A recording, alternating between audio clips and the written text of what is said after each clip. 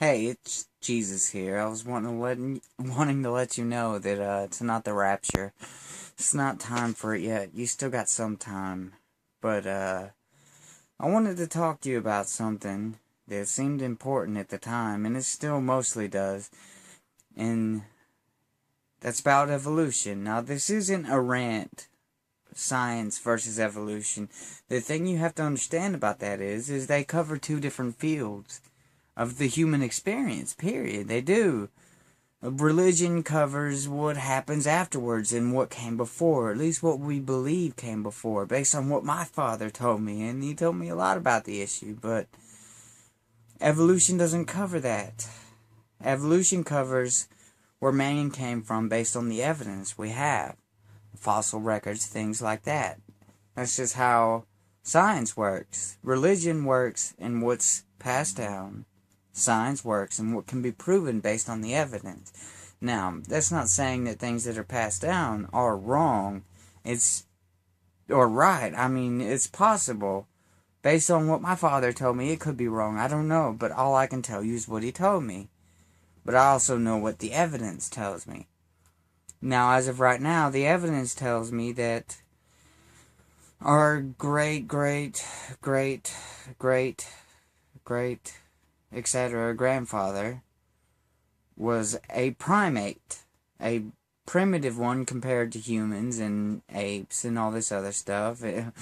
Well, just other primates, period. But he was the ancestor to all of us. He had many kids. Those kids had kids. And those kids had kids, etc. That's now to think that all life came from one place because that event, it's hard for some people, and it's going to be, because how can you say that? I mean, if we came from the same place as a flower or a moose, it seems illogical because of our different phenotypes and stuff like that, but anyone that's ever appreciated the vastness of nature and our beautiful environment knows that there's some deep underlying connection to it. The fact that science and religion can't reconcile that is a whole nother issue, I know, but honestly, to believe that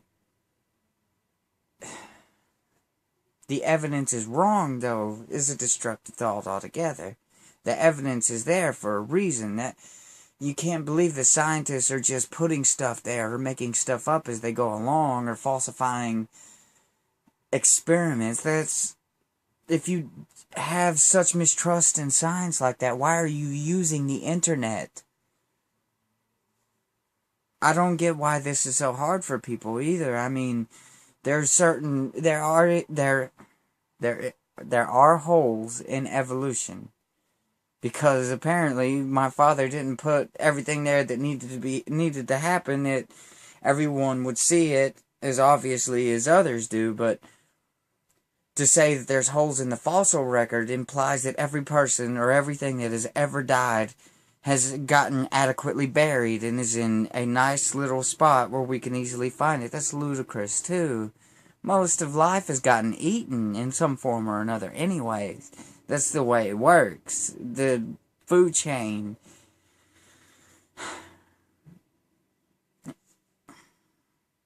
Now, I believe in evolution because I've seen it for myself. There's so many fields of science that confirms it, from DNA, how there's all these genes that just seem to correspond with each other. There's a reason for that. There's some common dissension from it. If I had to guess, it was my great many generations back grandfather, but all I know is what my father told me. Now, the fact that science and religion hasn't reconciled that in certain sects should tell you a lot about the sect itself. If they're that worried that you're going to disprove their religion by believing a scientific fact, kind of makes you distrust their underlying religious beliefs anyways, or at least what they want you to believe. Now,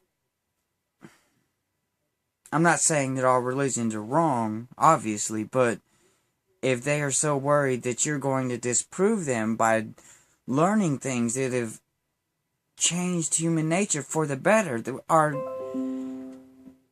human medicine, for instance, has gotten so much better because of our understanding of evolution. Things like vaccines and how we have reacted to at least microevolution from the standpoint of bacteria that are resistant to antibiotics, which we made to begin with. And at the time, people said that it was a miracle from my father, but if it was, and now all of a sudden the bacteria are able to go against it, you can't take both sides of the issue either. And religion does that a lot. They claim that science is there doing the work of God whenever it's telling them something they want, but whenever it's not telling them what they want, it says science is evil.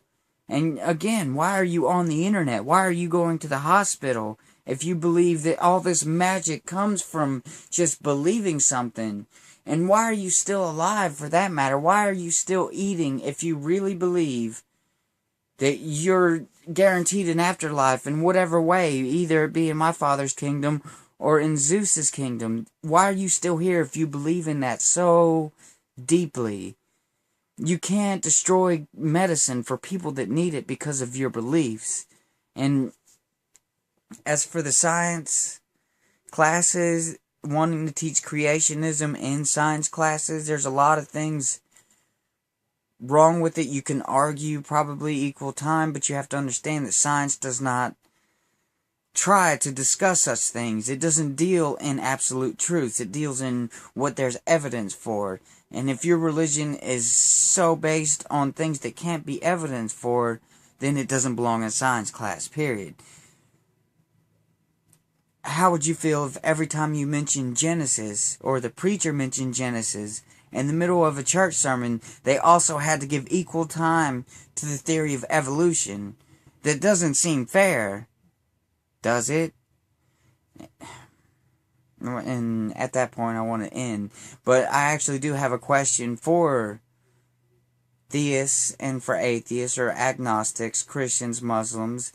How would you feel if in science classes they had to give equal time to creationism, but in churches, every time they mention their creation story, they had to give equal time to science? And I'm going to end on that note. I bid you farewell and good day and God bless. And subscribe. Thank you.